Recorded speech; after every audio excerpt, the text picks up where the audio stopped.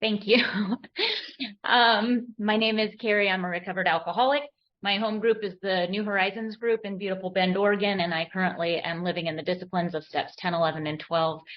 Thank you so much for having not only this workshop going through the 12 steps, outlined in really the only book that we have to go through the 12 steps, but also going through the 12 traditions with AA Comes of Age after this study is over. That's going to be amazing.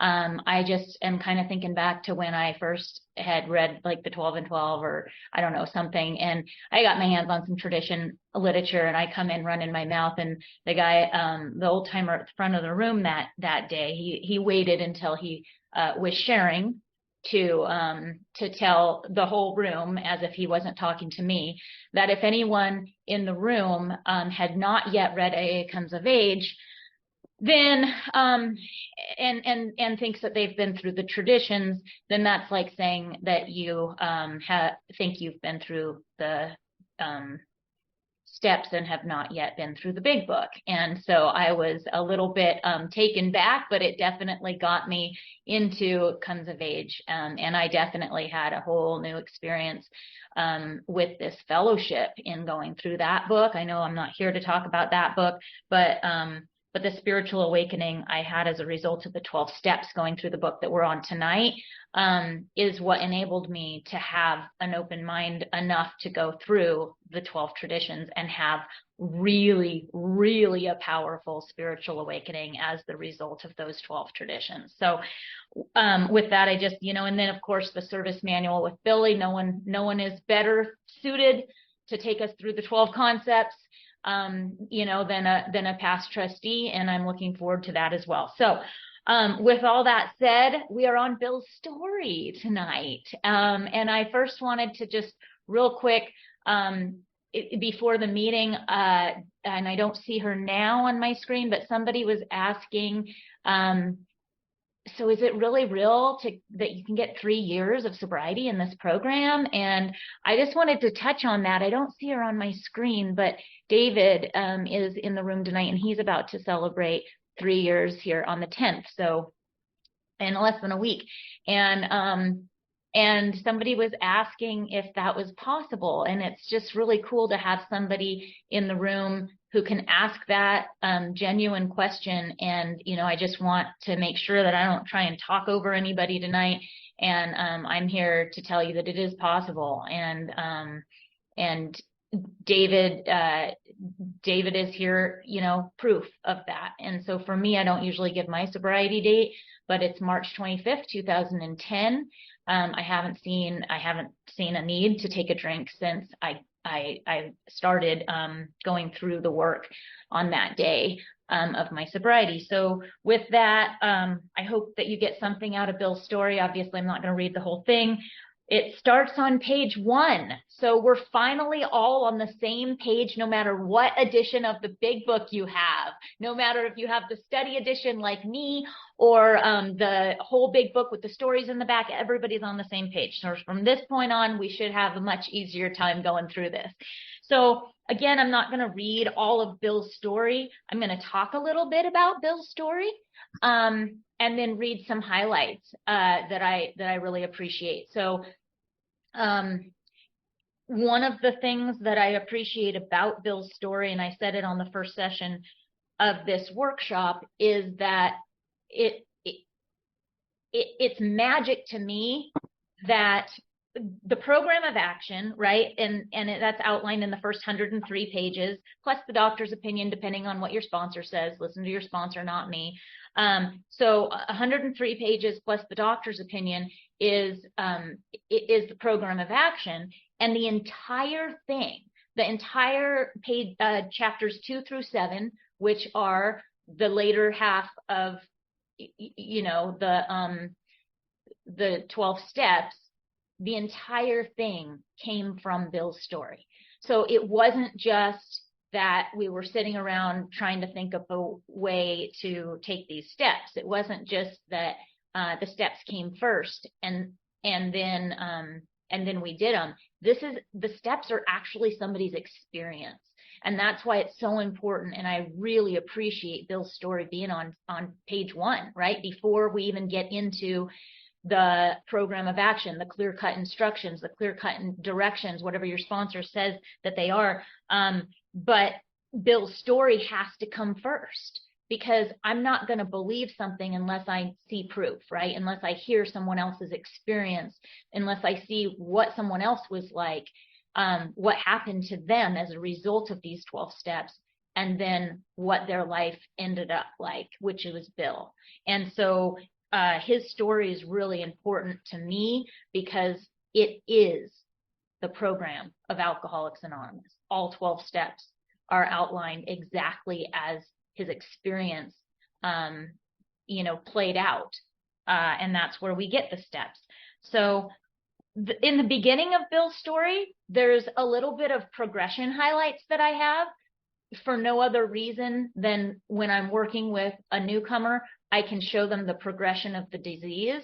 For me personally, I don't have a whole lot of experience with the progression of the disease, because I believe that the first time I took a drink, I was alcoholic. I never had a normal reaction to alcohol. I've always had an abnormal relationship with alcohol from the get.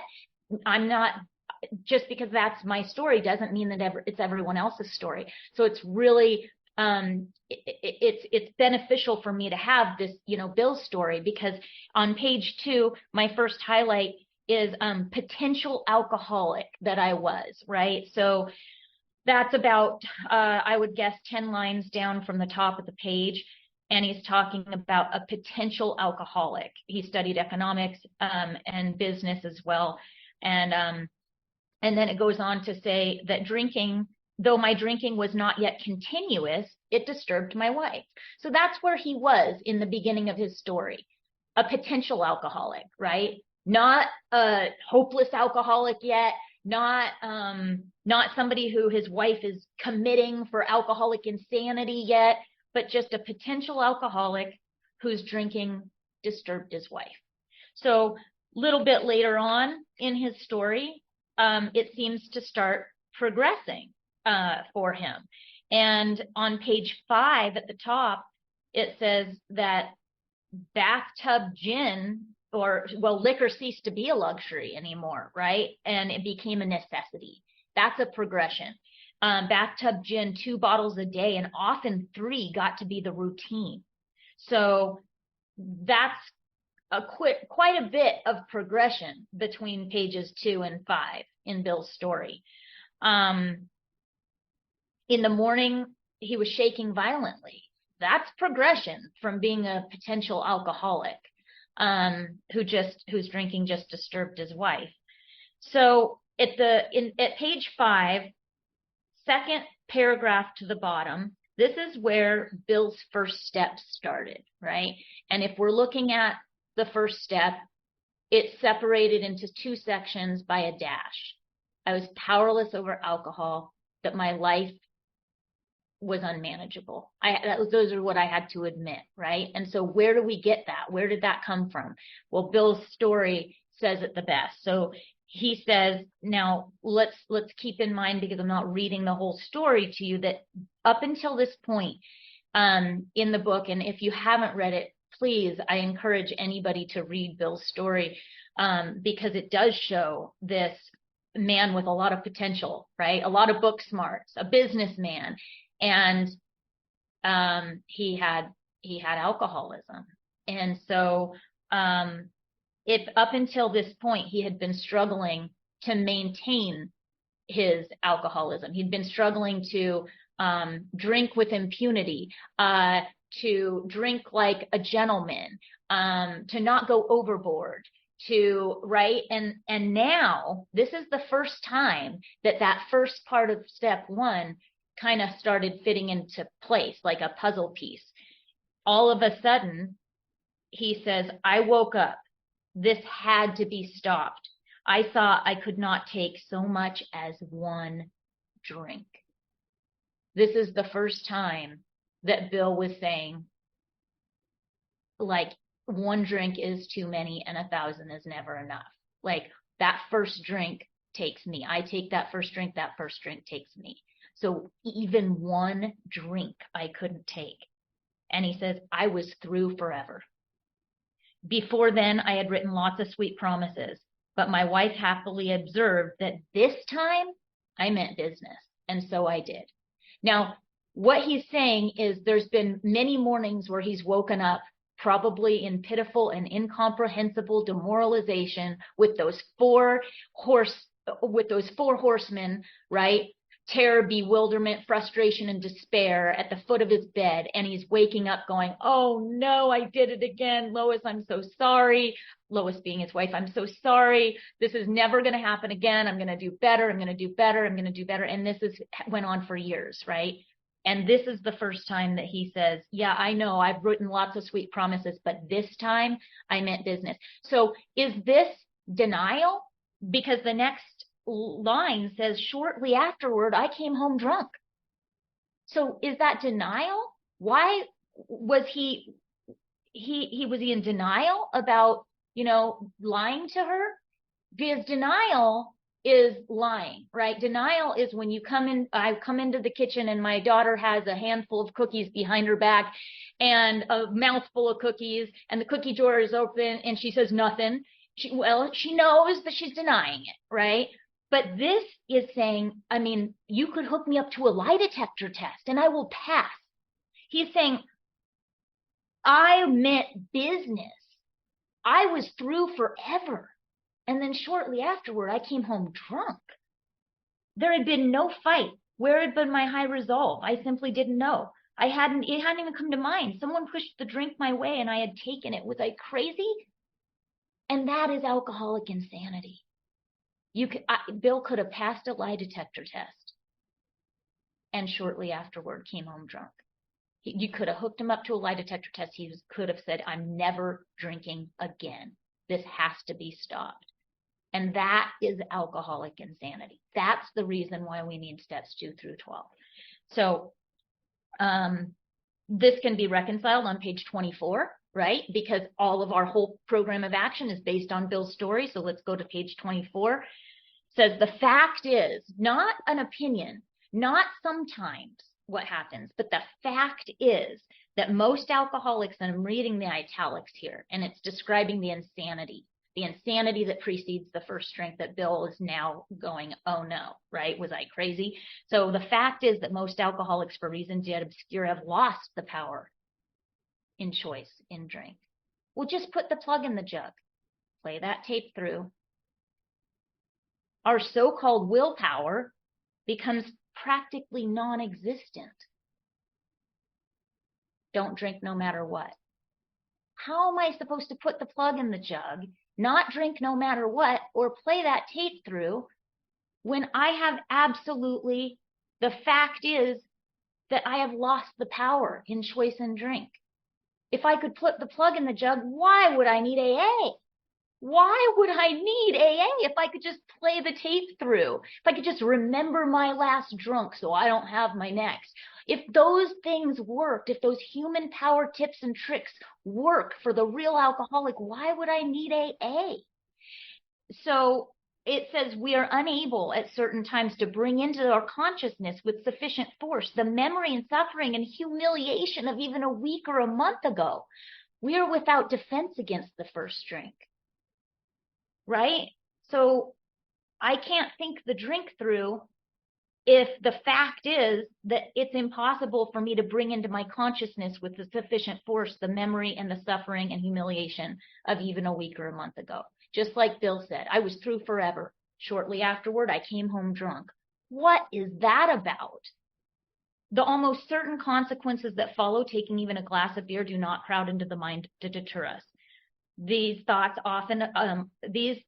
occur, they are hazy and readily supplanted with that old threadbare idea that this time we shall handle ourselves like other people. There is a complete failure, and I believe that these words are not in there by mistake. It could have said there's a failure of the kind of defense, but it says there's a complete failure of this kind of defense that keeps one from putting his hand on a hot stove. And so going back to Bill's story, that's where Bill is. He's like, what is going on? I swore it off forever. I'm never going to, I was never going to drink again. How did this happen? How did I end up drunk? Like, am I crazy? So now he's going to try to swear it off forever again. You know, he's and again, once again, in no time, I was beating on. One day I walked into a cafe. This is on page 6 to use the telephone. That's it. And in no time, I was beating on the bar, asking how it happened again. Like, how did this happen?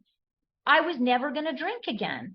And then on page 6, this is if we're looking at the Where's Waldo, right? We're playing a game, Where's Waldo? Whenever there's the twofold illness, mind and body and mind, because they always use those two terms together, we're going to highlight them, right? Because it's twofold. So the mind and body, those are the highlights on page 6, last paragraph, are marvelous mechanisms.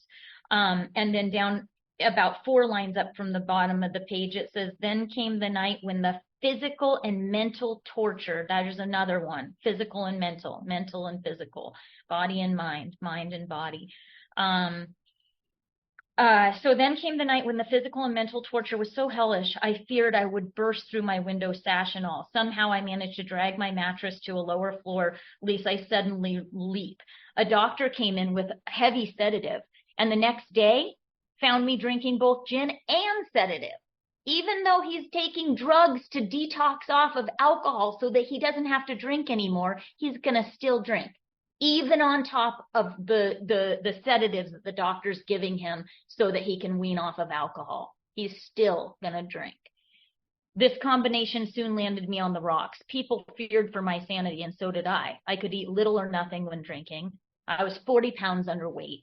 This is on page 7. My brother-in-law is a physician, and through his kindness and that of my mother, I was placed in a nationally known hospital for here we go again, mental and physical rehabilitation for alcoholics. Under the so-called belladonna treatment, my brain cleared. Hydrotherapy and mild exercise helped much. But best of all, I met a kind doctor who explained that though certainly selfish and foolish, I had been seriously ill. Here it is again, bodily and mentally, right? And now the reason why we're going to be highlighting, and the reason why this is just so honest, like bodily and mentally and physically and all of those twofold, up until page 44, and there's going to be a lot of them, is because we don't talk about the spiritual malady until we're done with the first step, right? The first step is the body and the mind and the body, because that's how Silkworth finally talked Bill into knowing how to 12th step. We don't, like, the ism is in everybody. Everybody could be spiritually unfit. Everybody could have the spiritual malady. That does not what separates me and as a distinct entity. And that's why they drive home so much in the first step, the twofold nature of the illness. And then the spiritual remedy comes later. The spiritual solution comes later. The spiritual answer comes later. And those are the words that are describing the spiritual aspect. So right now we're just going to stick with the physical and the mental. It relieved me somewhat to learn that in alcoholics, the will is amazingly weakened when it comes to combating liquor, though it often remains strong in other respects. I am so glad that's there, because in my step 2, which by the way took me longer to take my step 2 than all of the other steps combined, it's embarrassing to admit that because I was so hung up on so much about step 2. I thought that it said, believe in God now, and you're insane. That's how I read step 2. And I was not about to believe in somebody else's God. And I did not believe I was insane because I, again, don't chew on my sleeves. I've seen 12 monkeys. It doesn't look like I've never been thrown into a padded room or put in a straitjacket. But what I love about these pages, in the doctor's opinion, page 7, page 21, page 26, page 38, page 40, is over and over and over again. It talks about how I have alcoholic insanity. It has nothing to do with road rage or, you know, being an inferiority complex or an egomaniac. It's alcoholic insanity. And when it comes to combating liquor, the will is amazingly weakened, though it remains strong in other respects. I used to have a baseboard day, you guys, like literally on Tuesdays, I used to clean my baseboard. I've never paid a bill late in my life. I've never lost a house, a car, a kid, nothing like that, right? A marriage, nothing like that in my drinking. And so when I came to AA, it's like, I'm not insane. I know how to do life. It's just this drinking problem, however. My will is amazingly strong when it comes to everything. Look at my baseboards. But when I'm drinking, when I'm trying to stay away from drinking, which is even worse sometimes than my drinking, I'm strangely insane. And that's the alcoholic insanity that precedes the first drink. And so it had nothing to do with anything other than drinking. And I needed to hear that.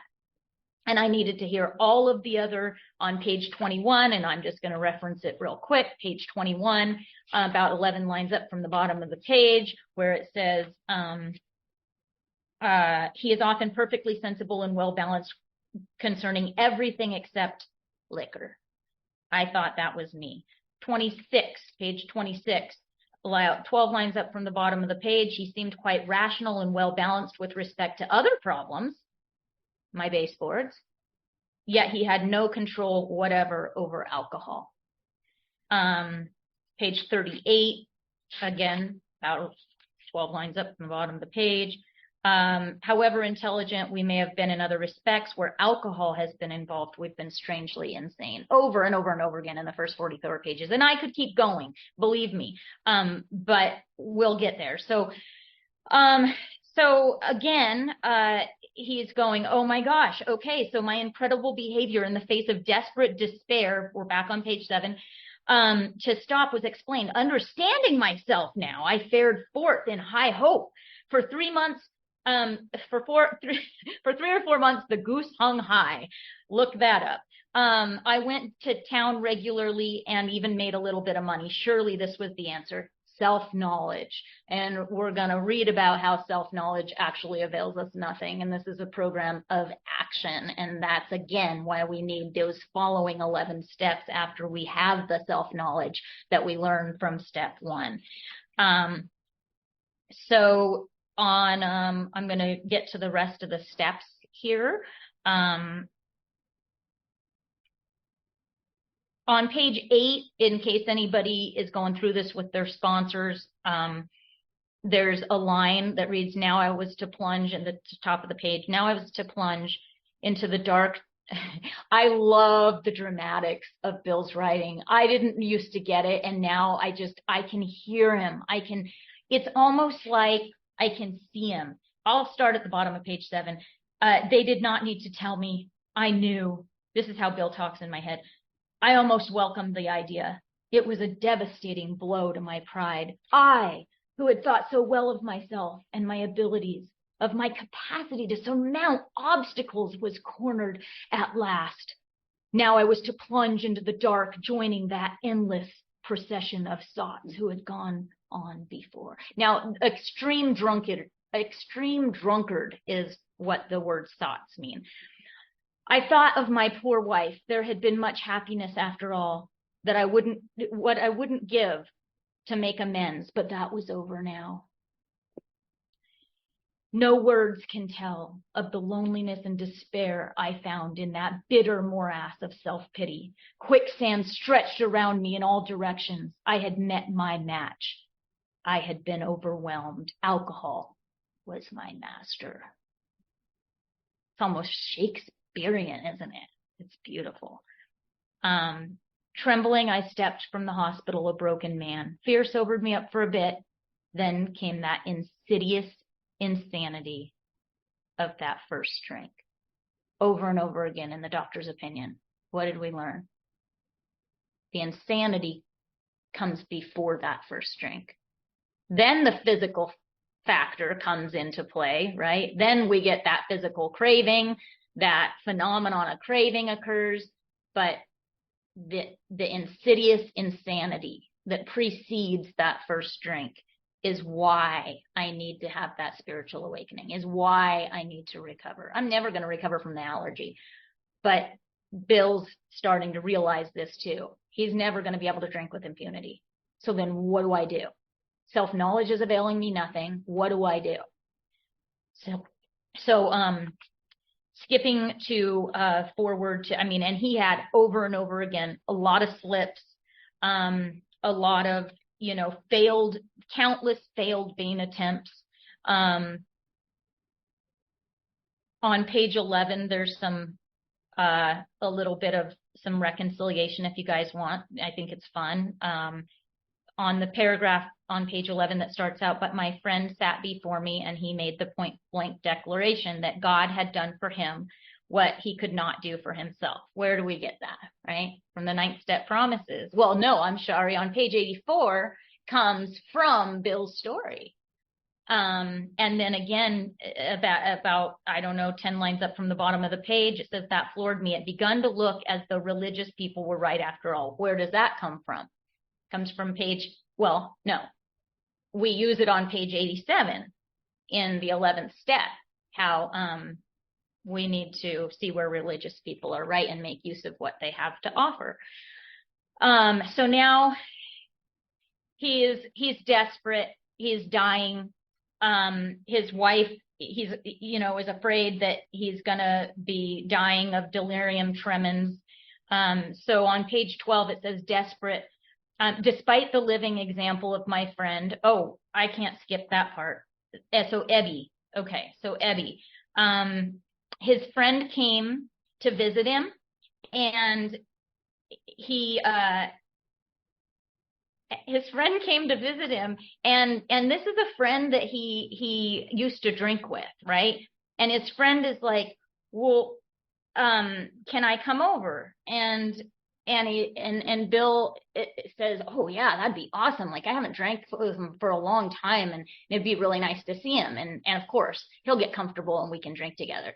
And then Ebby came and he was clear-eyed and glowing. And Bill was like, what is with this guy? I've never seen him in that condition, is what Bill calls it, a condition, because he's clear-eyed and glowing. And now they sit up to the table, and Bill pushes a drink his way, and Ebby refuses it. And he's like, oh, no, thank you, but I'm good.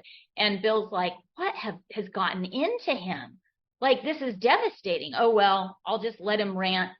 My gin will outlast his preaching, because now Ebby said that he found religion, and he's like, oh, first a alcoholic crackpot, and now just a religious, and now a little cracked about religion. And so they're sitting there, and Ebby doesn't do any preaching. Ebby just tells them, I was a drunk and I needed help. And these guys showed up in my court date, and they took me under their wing, and I've been doing these spiritual practices, and I've been relieved. Like, I don't even want to drink anymore. And Bill's like, wow, that sounds amazing, but I don't know if the whole religion thing is for me. And that's when Ebby explained to him, no, it can be, why don't you make your own higher power? You can have it be anything you want. And Bill's like, oh my gosh. And that icy intellect started to melt, right? And so we're fast forwarding to page 12. So my friend suggested what seemed a novel idea. He said, why don't you choose your own conception of God? And that statement hit me hard. It melted the icy intellectual mountain whose shadows I had lived and shivered many years. I stood in the sunlight at last. That comes page 66. That's where we get that sunlight of the spirit. Step 2. Here's the step 2, and it's Bill's step 2. It's in italics. It was only a matter of being willing to believe in a power greater than myself. Nothing more was required of me to make my beginning. And we outlined step 2 on page 47, and it's almost exact to those words. I saw that growth could start from that point upon a foundation of complete willingness. So we're going to start to build this archway in which we can walk to freedom, right? And the first, and Bill uses these construction terms, and the foundation is the first block that needs to get put down. And then we'll go to the cornerstones and the keystone and the arch, and we'll walk through the arch in step 3 and all that. But right now, I just want to point out, upon a foundation of complete willingness, not honesty. I have to become willing to get honest. I have to become willing to be open-minded. But willingness has to come first, upon a foundation of complete willingness. The who, right? Willing, honest, and open-minded. The who. Upon a foundation of complete willingness, I might build what I saw in my friend. Would I have it? Of course I would. So he was willing to take these steps. Thus, I was convinced that God is concerned with humans when we want him enough. At long last, I saw, I felt, I believed. Scales of pride and prejudice fell from my eyes. A new world came into view. The real significance of my experience in the cathedral burst upon me. For a moment, I had needed and wanted God at the same time, which maybe was the key, right? I don't know. There had been a humble willingness, again, the key, to have him with me, and he came. But soon the sense of his presence had been blotted out by worldly clamors, mostly those within myself. And so it had been ever since. How blind I had been. At the hospital, I was separated from alcohol for the last time. Treatment seemed wise, for I was showing signs of the DTs, delirium tremens. And here's Bill's third step. There, I humbly offered myself to God as I understood him, to do with me as he would. I placed myself unreservedly under his care and direction. I admitted for the first time that of myself I was nothing, that without him I was lost. Steps 4, 6, and 7. I ruthlessly faced my sins, step 4, and became willing to have my newfound friend take them away, step 6, root and branch, step 7. I have not had a drink since. Years, a desperate, hopeless case. He takes these steps and he has not had a drink since. And he died a sober man. My schoolmate friend visited me, and I fully acquainted him with my problems and deficiencies. That's step 5, for those of you who are taking notes. That's when Bill took step 5. We made a list, right? Step 8, of people I had hurt or toward whom I felt resentment. I expressed my entire willingness, step 8, to approach these individuals. Step 9, admitting my wrong. Never was I to be critical of them. This is step 9. I was to write all such matters to the utmost of my ability. No step 10, and that's for a really good reason. So we're going on to step 11. I was to test my thinking by the new God consciousness within. Common sense would thus become common sense. I was to sit quietly when in doubt, asking only for his direction and strength to meet my problems as he would have me. This is used on page 87 in the clear-cut directions in step 11 in our program of action. Never was I to pray for myself except as my request bore on my usefulness to others. Then might only I expect to receive, but that would be in great measure. My friend promised, this is Ebby, that when those things were done, I would enter upon a new relationship with my Creator, that I would have the elements of a way of living which answered all my problems. Belief in the power of God plus enough willingness, always coming first, right?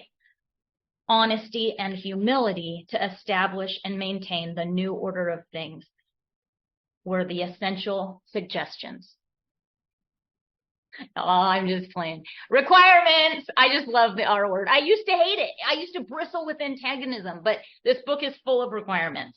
It's a suggested program full of requirements, right? Not a required program full of suggestions. No one can require this program. So simple, but not easy. A price had to be paid. It meant destruction of self-centeredness. Ugh! I must turn all things into the Father of light who presides over us all. These were revolutionary and drastic proposals, but the moment I fully accepted them, the effect was electric. There was a sense of victory followed by such a peace and serenity I had never known. There was an utter confidence. I felt lifted up as though the great clean wind of the mountaintop blew through and through. God comes to most men gradually, but his impact on me was sudden and profound. That was his spiritual awakening. For a moment, I was alarmed. I called my friend, the doctor, to ask if I were still sane. See, now that sanity is talking about the sanity we see on 12 Monkeys. That's not talking about alcoholic insanity. He's saying, what, am I going insane? Like, what just happened? The wind blew through the window and like, what's going on? And the doctor, he listened as in wonder as I talked. Finally, he shook his head saying, something's happened to you, Bill. I don't understand it, but you better hang on to it because anything's better than the way you were. The good doctor now sees many men who have had just such experiences. He knows that they're real. While I lay in the hospital, and this is Bill's 12th step. This is going into our 12th step. And by the way, the reason that step 10 isn't in here is because step 10 is continuing to state steps 4 through 9, right? You can't continue while you're in the middle of the steps. He's right in the middle of the steps. He's taking these steps in like a day.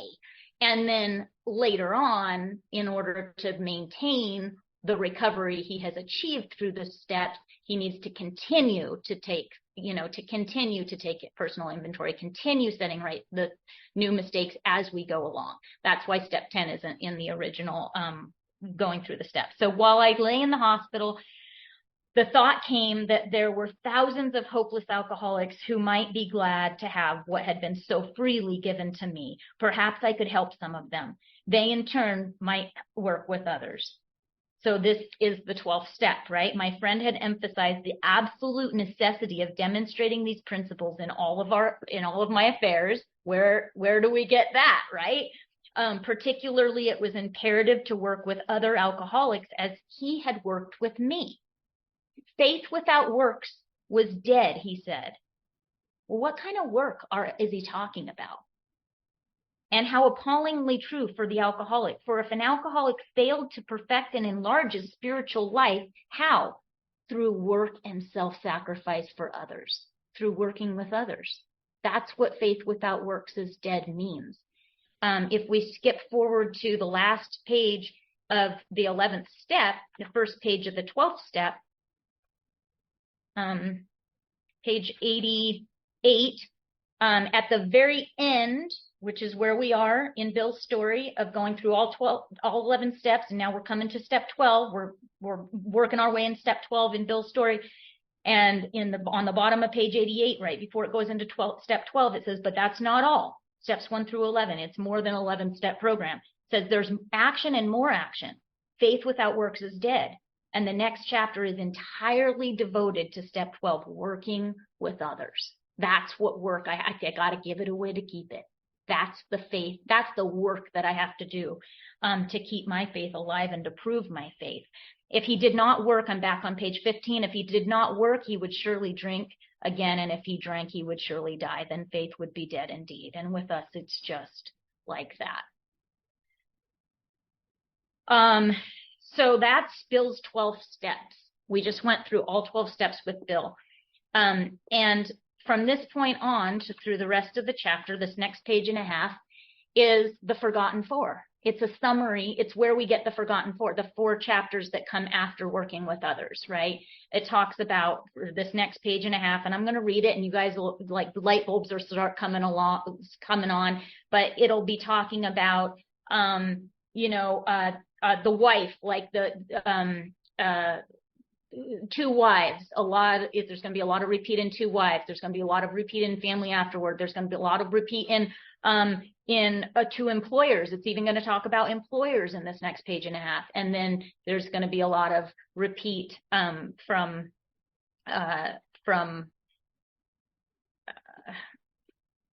why am I drawing a blank? A Vision for You.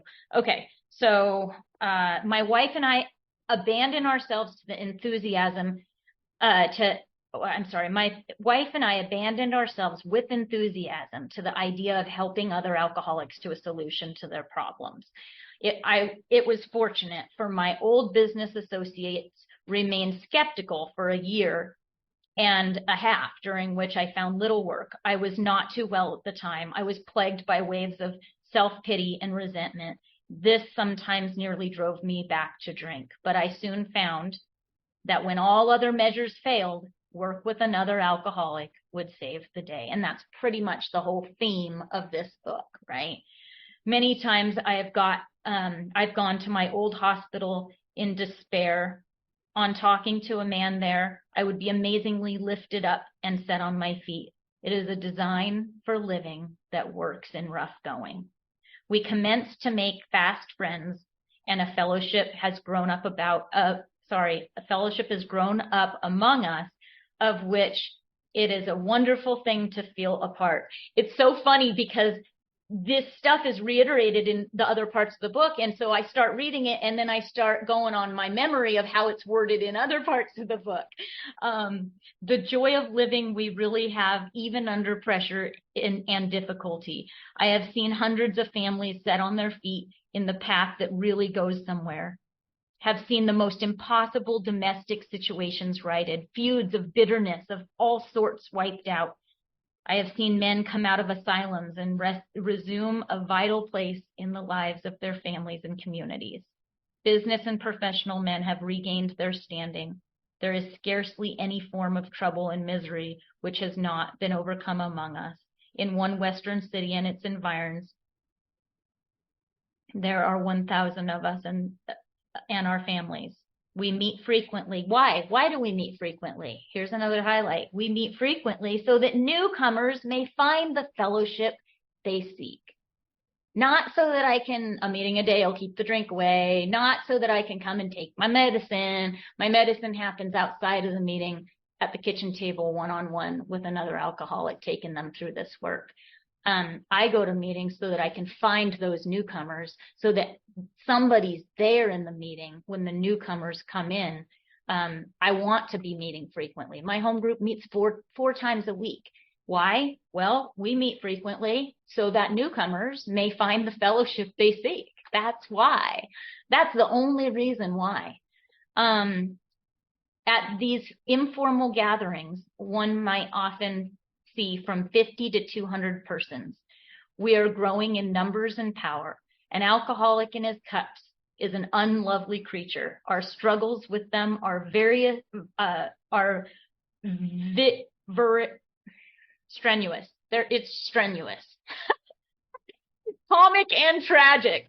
One poor chap committed suicide in my home. He could not or would not see our way of life.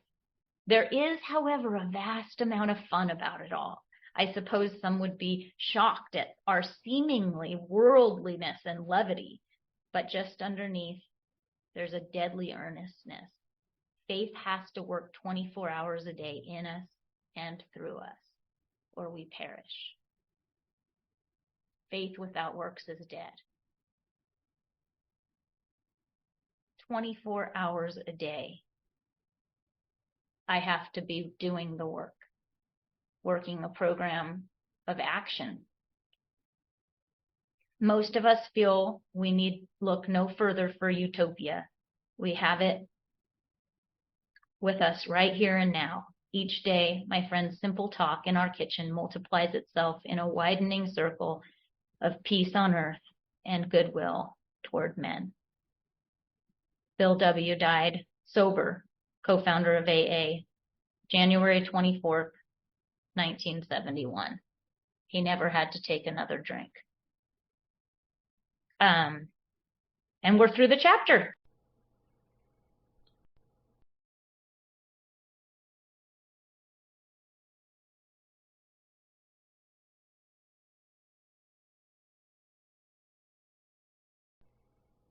All audio and video files on the District6AA.org website or the District 6 in Area 15 YouTube channel are for personal use only. Reproduction, distribution, and commercial use are not permitted. In accordance with District 6 current practice, no faces are shown in our videos and audio is scrubbed for anonymity prior to publishing. Contributors whose voices are heard have given record and release consent. Opinions expressed by the presenter are their own and do not necessarily represent the group conscience of District 6 as a whole.